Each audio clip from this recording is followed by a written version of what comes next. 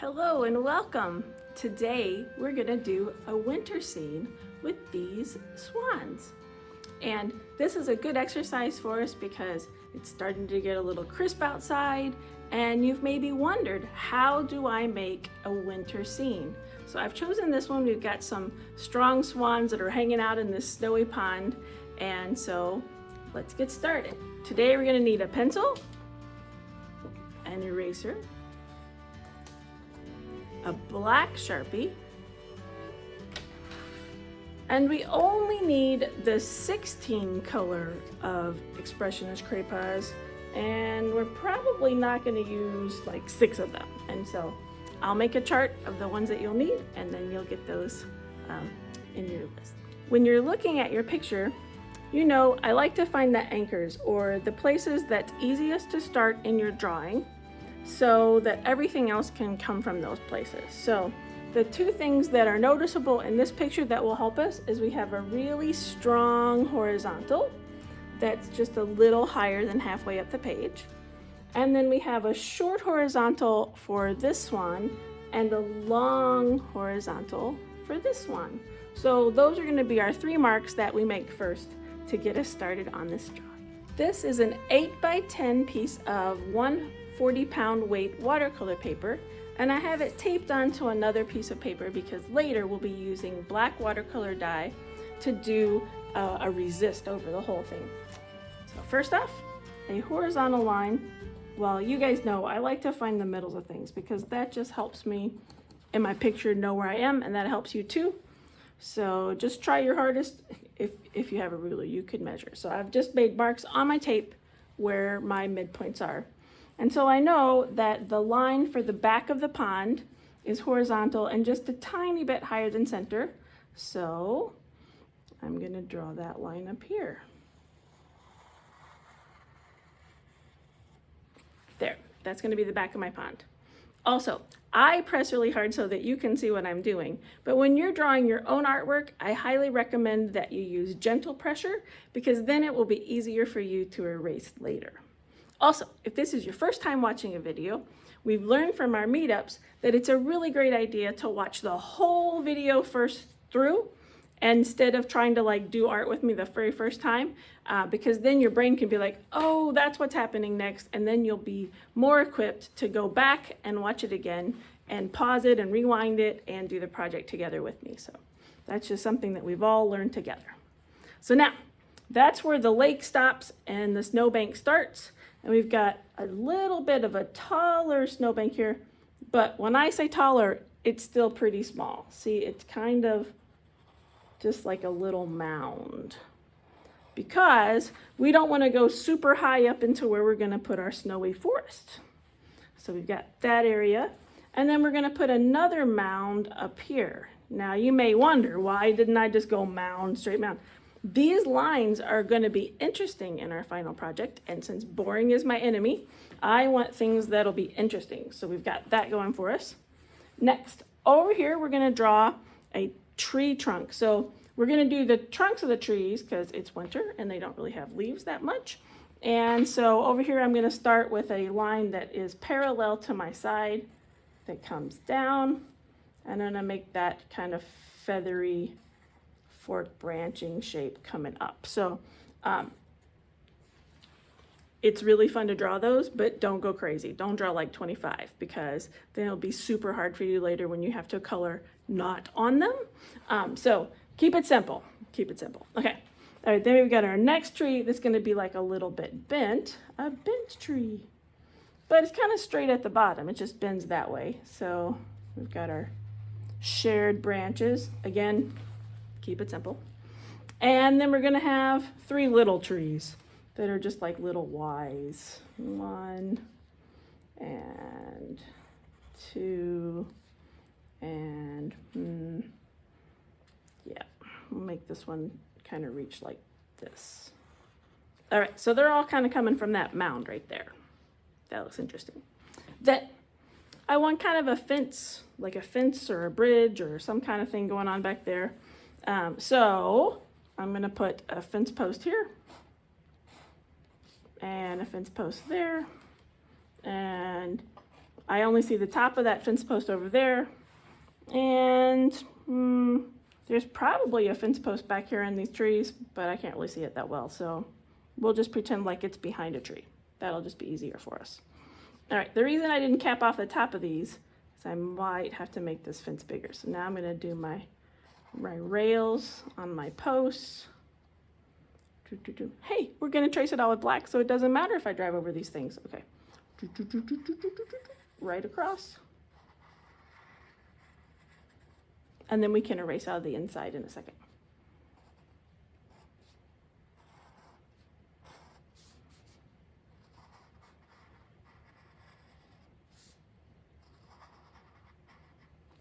All right. You may be inclined to erase your x-ray vision, but we're not going to this time because these trees are on this side of the fence. They're not on that side of the fence. We're going to draw those other trees on the other side of the fence a little bit later on. So now we can make sure the tops of our fence posts make sense. So we just close those off with little staple designs. And that's enough for that part. Okay, our swans. Technically, these could be like the scary part of this picture, but we'll get right to them and we'll be okay. So we'll look again at our swans kind of close up. You can notice there's not a ton of detail to them, so that's good. This is more of an impressionist version of them. So when you look, they've got like the curves to their necks, and they're not quite as bent as a flamingo.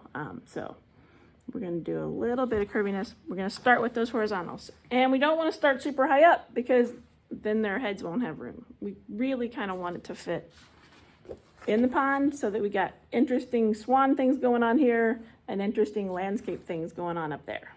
Okay. So down here about here, we're going to do a short floating platform for the swan headed in that direction. And then we're just going to skip a tiny space and do a long floating platform for the side angle swan. All right, cool. Then we're just going to jump right in to this swan because it shows you more of the swan and helps you understand what's going on with the swan when we tilt it in space. So it's like your brain has a chance to say, oh, that's what a swan looks like. So his chest comes out. Kind of looks like a sled, and his tail feathers are more at an angle like that. So now it's a sled that you won't fall out the back of. All right, and then we're going to go up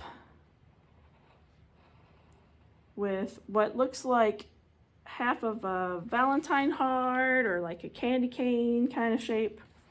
And then when you get here, you don't want to keep curling back in because then he'll have a curly bill. His bill is straight, so think of like your coat hanger and you've like straightened it out, so it's gotten bent. Your winter coat was so heavy it bent the coat hanger straight and it fell off, so we got a straight line there. Okay, and then we're gonna go backwards following that. And so that part that's straight is the bill, so you don't start making a head until you get past this straight part. It looks like an old-fashioned bobby pin now because it's like open up. All right, then we can put a nice head and get our neck on and down to there.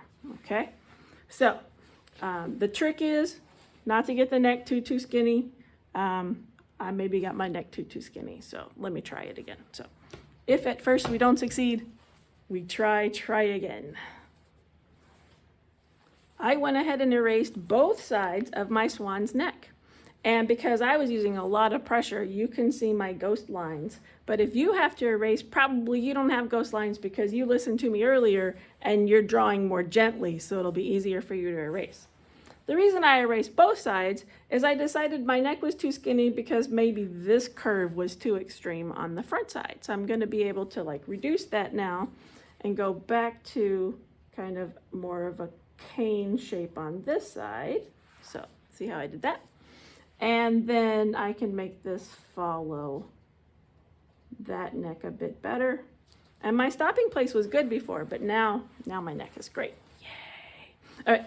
And so The mark for their eyes, it's very like recognizable that it's a swan face, is you got like a straight line here, and then it makes kind of a upside down golf tee. It's like a triangle part there. And that part is gonna be dark. So later on, we'll be coloring that with a Sharpie.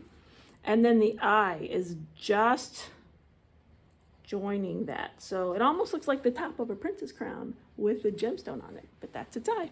Okay, back to the body. We have very little going on here because we've got to abstract. So we're gonna have a line about here where the wing is separate from the body. And it's gonna go up, up, up, up, up to there. And then we get like this nice rainbow that starts here that goes ta-da! All we have left are tail feathers, and the tail feathers are super cute. They stick up and they get a little shorter as they get down to there. All right, that's good, because the rest of the marks and stuff are gonna happen with the oil pastel. So when I do swan number 2, she's kind of coming in at a different angle, and I like that her head is a little shorter than his, so that's kind of cool. You can make them even if you want. I have seen pictures where like they put the swan faces together and it makes a heart, but I was going for something a little bit different with this one this time. So we're gonna start with the neck, and notice that this is like her chest sticking out on the side, and then her neck starts not at the end of the line, but a little over. So we're gonna do that first. So I'm a little bit over, and it mostly just goes straight up. And then it's gonna curve back more like a hook, like a Christmas tree ornament hook, or I don't know, some other kind of ornament hook. And so it's gonna come like right back down, and then, or if you've been playing with your paper clips and you unbend them, you've got that little hook left. All right, so then we're gonna get the bill on this one. Now it starts turning slightly that way. And remember, the bill part is straight. Okay, and then we're gonna curve back. Whoops, I'm going too far that way, so my paper clip is really bent. Okay, I'm gonna erase and get back to there. Back, back, back, back, back. All right, and maybe if I start where I'm going instead of where I'm starting from, it will work out better for me. So I know that I need to go about there. So that's where I'm gonna start, and I'm gonna go in the opposite direction to connect to there. Okay, that was a bit easier. Okay, next, I'm gonna put her head on and work my way around and down. All right, there's still something a bit strange about this. Let's see if it works when I put the face on. Okay, scoot.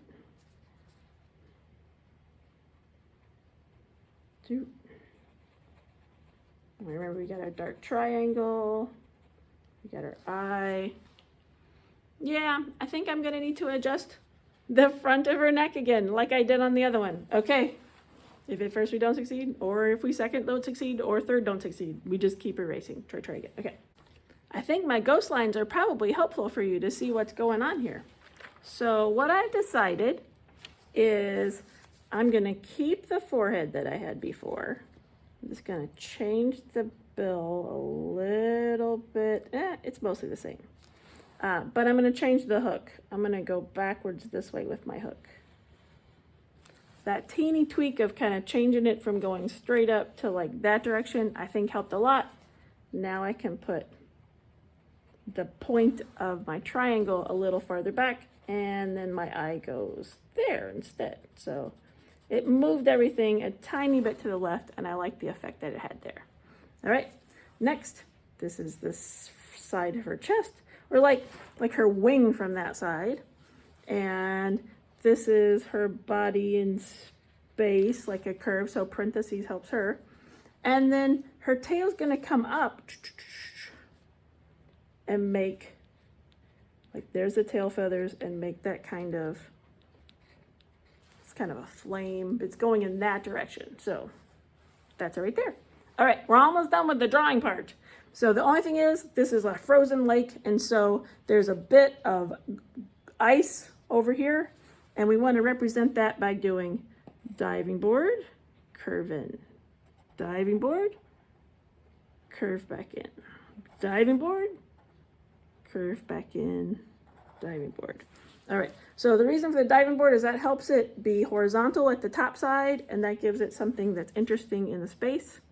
And so now we are ready to trace with black Sharpie.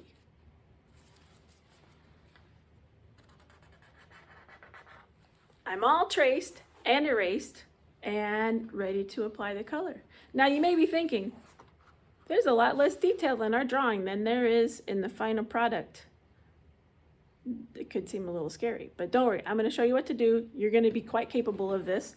But just a few things to notice in this picture. We are going to put black watercolor dye over top. So a great deal of our paper is not even going to have oil pastel on it because see that glassy black water? That is from the paint. So if I colored the whole lake solidly, I would not get that beautiful glassy black color. And then back in the background, the trees that have icy branches, that dark color in between those trees, icy black background. So that's from the black ink. Every little space is gonna have black ink on it. Even I didn't color my swans on their line, see?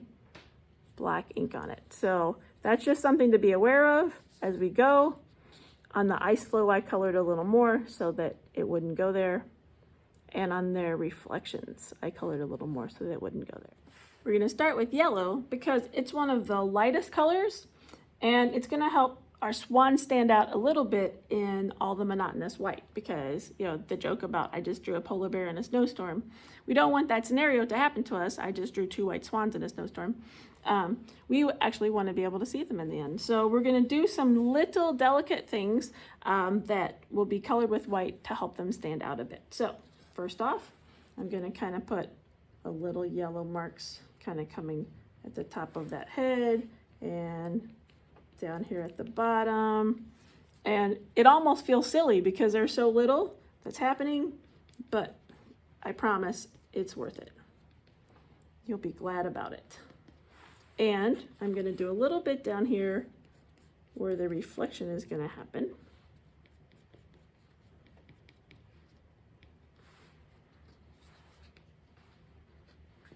Yeah.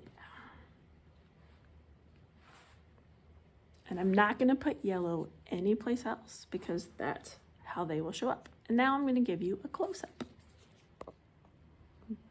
Those are the little marks of yellow on the swans and below them. Now we're ready for orange.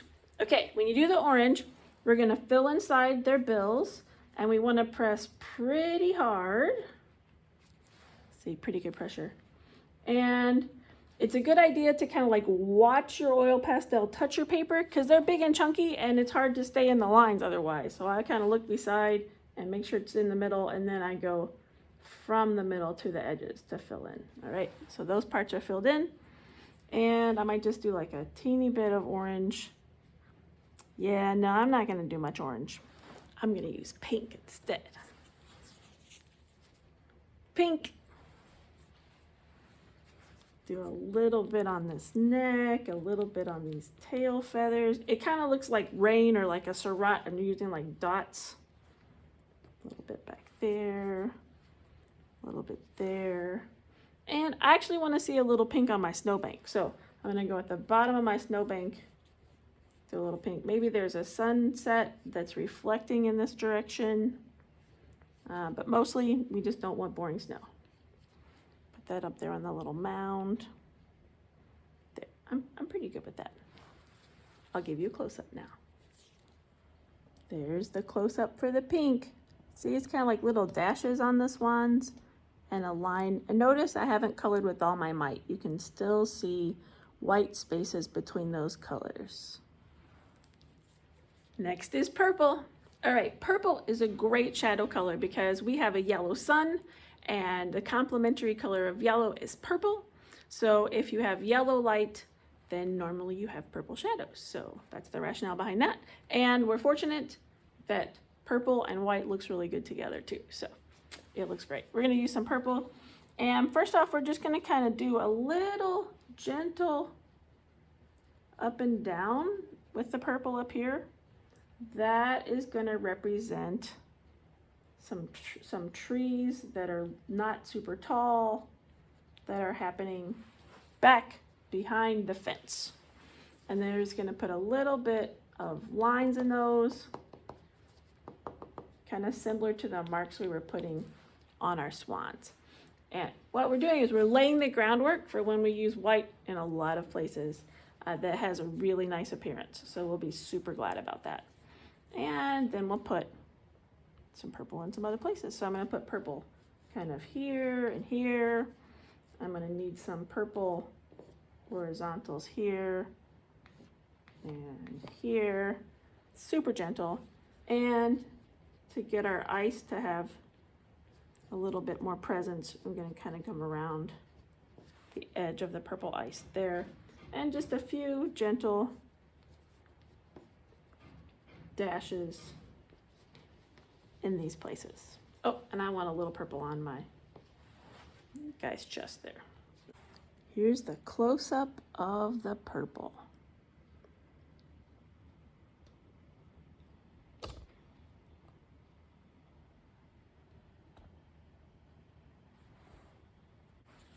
Van Dyke Brown is next. So we're going to use a Van Dyke Brown on our tree trunks and our fences. And we're going to use pretty good pressure. And it's probably going to get on stuff later, so we won't worry about that when that occurs. But I'm going to try to stay inside my marker lines when I do my fence. Think about before you color your fence so that you don't accidentally get off of your AB pattern and have a fence post or a fence slot rail someplace else. So take a moment and orient where you are in your picture.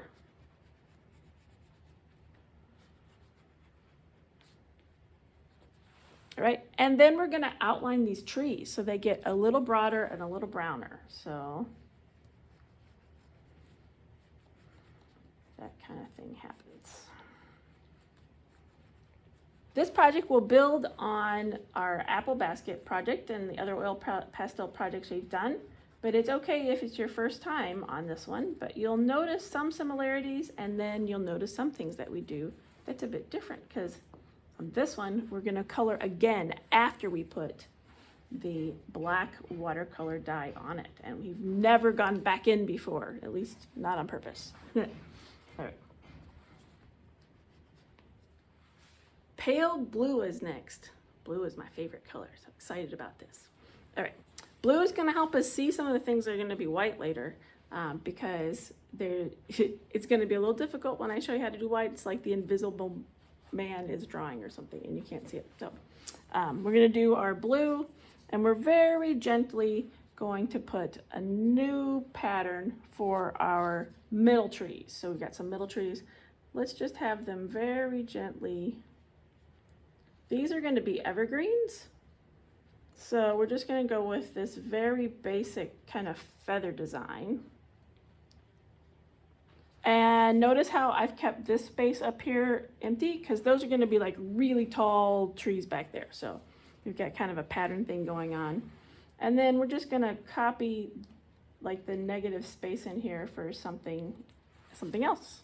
So we just don't want to be too simple. And we've got some pigment of blue happening in between for atmosphere changes, between our fences there, so just a line, and we're going to put a few dashes of blue in our purple bushes down here. Okay, and then lines. So when you think about like your glass of water, you don't really have waves and things coming up, but like water lays flat. So anytime you have like a lake or any large or small, it lays flat. So when it has waves, the waves are returning to flat. So you get a lot of horizontal lines. So we want to really put that impression of water by laying in horizontal lines. And we're going to go about to the middle of these guys. And the reason we're stopping there is because we need to talk about their reflections. Okay, so we got to the middle of those guys. All right, and now to make a space for the reflections, the middle part is just going to be short, short, like that. And the side part is going to be a diving board coming off the side like that. And the back part is just going to kind of come like that. So you can see we didn't go the whole way with the blue because we're going to have a lot of other different things kind of happening, and we'll be glad about that. The next thing we do with the blue is kind of interesting. Out of these shorter trees, we want a little bit of that blue sky atmosphere thing, but we don't want to color it because then important things are going to go away. And we want to make it where we've got a space for our other trees. So kind of like shooting out the top, we're going to have this kind of thing happening at the top of these trees. So that's going to leave space, kind of designates a parking spot for the next set of trees. That'll go in the next space. You'll be glad that color's there later. So here is the close-up of the pale blue.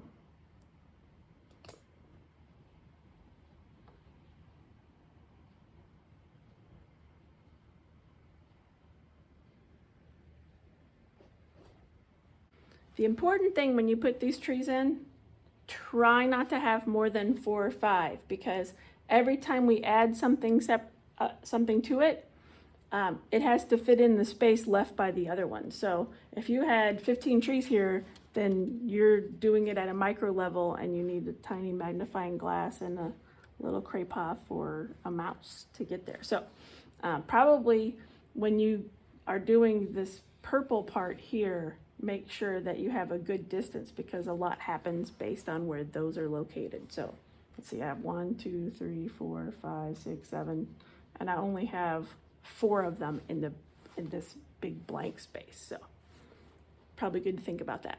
All right, gray. We're gonna get those big trees in the back with the gray. So in this vacancy that we have created, we're gonna use the gray and kind of come down in between those spaces. I've got 3, and I'm gonna try not to crash into my trees over there. All right, I use really good pressure. They look like they're floating because there's gonna be snowy branches there that keep them from making it to the bottom. And they're gonna have these branches that reach out, and they can be a bit more plentiful because less is gonna happen to them. So they're gonna reach out and even kind of go over top of those little blue dots that you made before.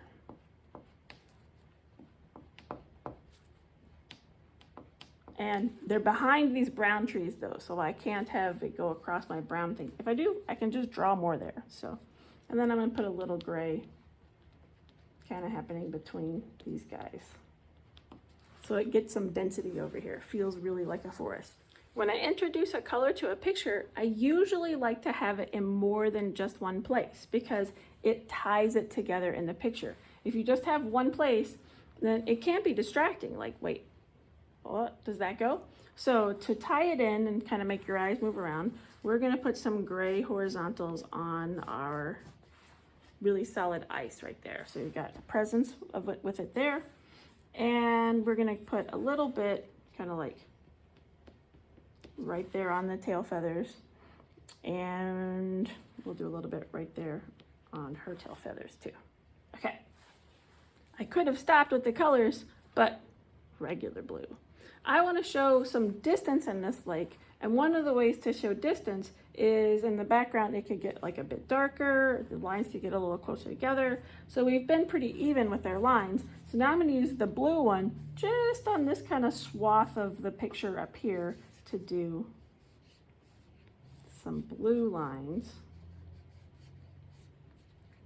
in between the lines that I have. So that will make it a bit darker, and that will make the lines a little closer together. And that's in the middle of the page, so kind of draw your eyes past their heads into that area. I think the best way for you to know how I'm doing is to have a side-by-side comparison as we go along. Because this has already had the black ink to reveal what's going on, and you won't be able to see when I do it. So, first off, these trees right here We don't want white on the tree trunks, but we want to kind of do a little blending so that there's a density behind them. So I'm going to go in between and do a little coloring this way and that to create some snowiness in between those guys. And it blends those blues and grays that we had in there, and I'll go a little close to my brown, and I'll probably get a little brown on there, and that's okay. So that's got that snowy feel. Second, the easiest thing to do at this point is to kind of color really hard and blend these purple mountains in. So you got blendy, blendy, blendy, see? And they become a really beautiful color. The next place we want white is in between the fence. So we did the little blue line before, and if you didn't, it's not too late. And then we're going to go left to right and kind of blend in those blue parts in that space. I didn't put any blue in there. Oh well, it still looks good. Okay, our snowy mounds. So I'm going to press pretty hard when I do the snowy mounds. It's going to turn that into a lovely pink. Notice how I jumped over, so I didn't color on that black line. Remember, we want to try really hard to not color on the black line. And I'm coloring left to right mostly. I'm kind of following the shapes. That gets blended nicely. All right, I might have a little pink on my white, and that's okay with me. Our gray trees, we want to kind of highlight them. So we're just going to put little white lines on the branch, on the gray branches, kind of like there's snow resting on them. So rest, rest, rest, rest. All right, and these guys, do you see those guys? See how they don't really have this trunk? They're like covered with snow. So we're going to use our oil pastel. We're going to press hard, and we're going to kind of follow it shape. We're going to go up and down, left, left, left, right, right, right. Okay, so here I go. Up and down, left, left, left, left, right, right, right, right.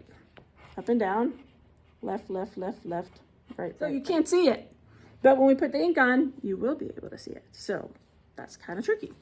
All right, and then we need a white line right above every fence rail. If you have a tissue, you can clean the colors off of your white before you do your swans. Your swans are going to have their own colors. And we're going to press pretty hard when we do our swans because we don't want much ink on them. Our goal is to try to stay off of those lines, but if you do, it's not the end of the world. So I'm going to press pretty hard. I'm going to go in circles because his head's a circle here, and go back around. And if I repeat myself and go on it again and again, that helps me be sure that I've got a good layer of this color on them. And see how it mixes those golds and golden yellows, those grays, those pinks. I'm pressing so hard that little schnoodly bits are kind of building up. That's probably a good sign. That probably means you're pressing hard enough too. So don't be concerned when that happens. All right, and phew, that was awesome. Okay, now I can kind of just mimic that shape. So go left to right, mimic the shape. It ends up being like a scribble and a long neck. I'm going to mimic this shape. Left and right, left and right, left and right, and a long neck. And it doesn't have to be exactly shaped like them because the water's moving, and so it'll be warbly. Next, we're going to color with good pressure on our ice flow. Get that colored. Okay, the water. So we don't see just straight up ones or lines up here.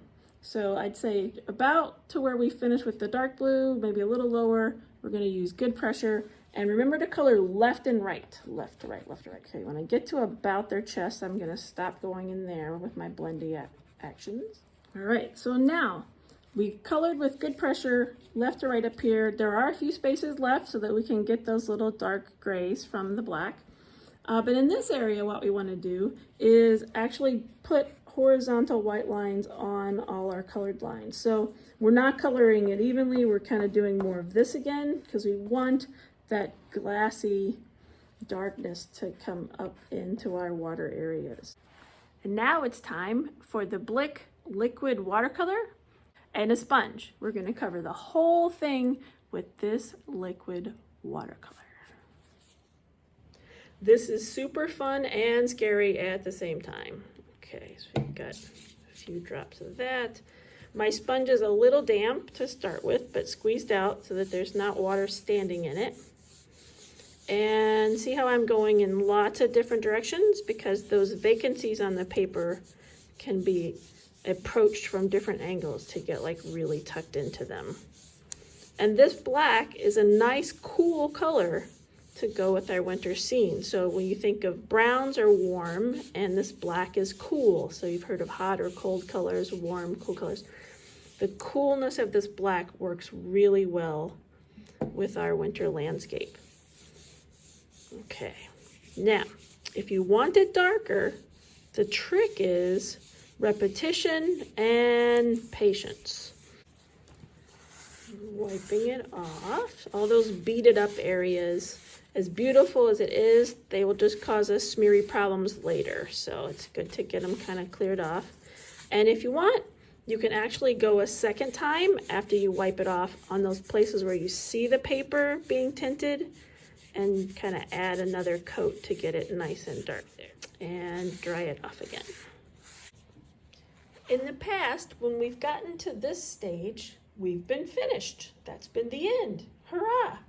But for this one, I'm going to show you how to go back in and put a few marks on your picture after that ink watercolor effect to make some areas pop and stand out.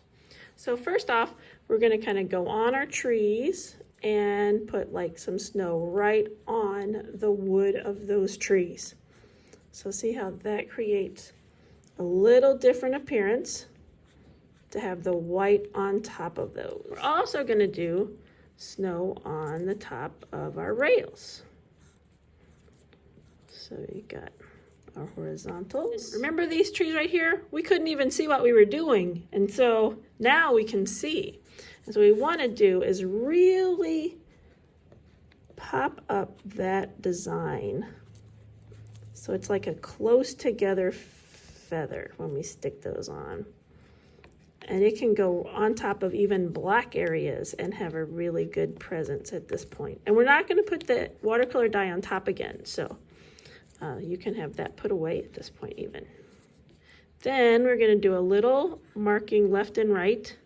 So what this does, I'm using really good pressure, is it kind of takes off some of that patina that we had from our ink, and it's going to differentiate different areas. So we've got that part looking really nice now. And then we're going to go down here to our swans. We're going to use little marks for little feather lines on our swan so that they don't just look flat. So it's got little marks, and they can even come out of your tail a little bit.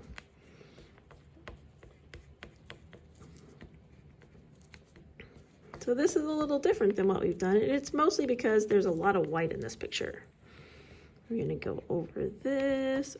Oops, I went on my eye. Okay, we'll show you what to do about that in a minute.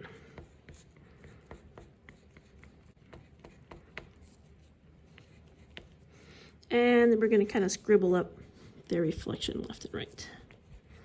Now that you can see what's going on. And we're gonna put a little bit on this ice floe. All right, we're only gonna have one more thing for white in a second, so don't worry about that. We're going to use black to get some line work up here on our tree trunks. So if you notice, I've kind of got an edge I can use over here. I'm going to tilt it so I can get that thin line. And I'm going to just do marks for like the shadow sides.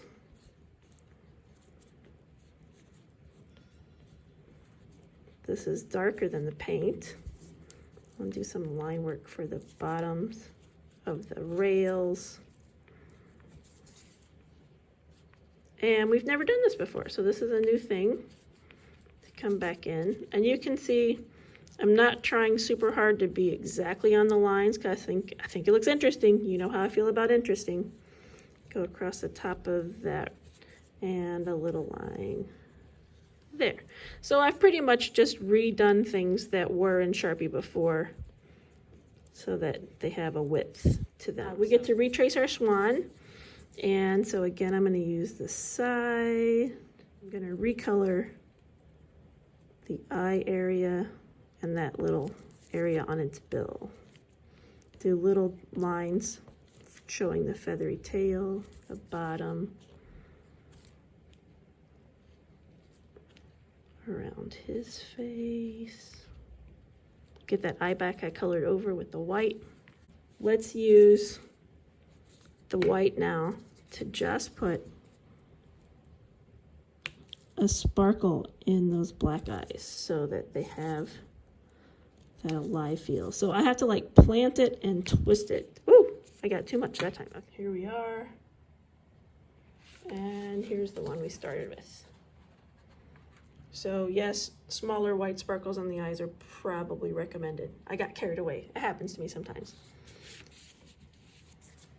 Remember when you take off the tape to pull it low and at a right angle, meaning it makes this letter L shape.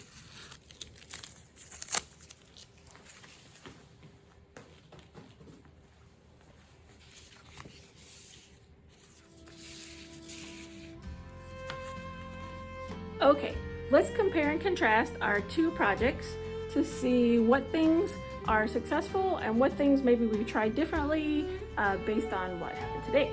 So this was my original that I worked out, and this is the one that we did today. So I think we just learned some things that might be helpful to us. I think I prefer that I was a bit more gentle with my black lines on this one, and so they end up being a little smaller. And I think we prefer having maybe a little bit smaller eye and highlight for them. Apart from that, I'm pretty pleased with how they turned out in both instances, and I hope that you really enjoyed this project. You could add a bit more light blue maybe before you add the black lines on the top layer. And so now you know how to use oil pastels and watercolor and then oil pastels again. And I hope that we have a winter that is as beautiful as this one and that we're all safe. All right, I'll see you soon. I hope you sign up for a meetup. I want to see you at a meetup and bring your pictures so I can see them. All right, have a great day. Thanks. Bye.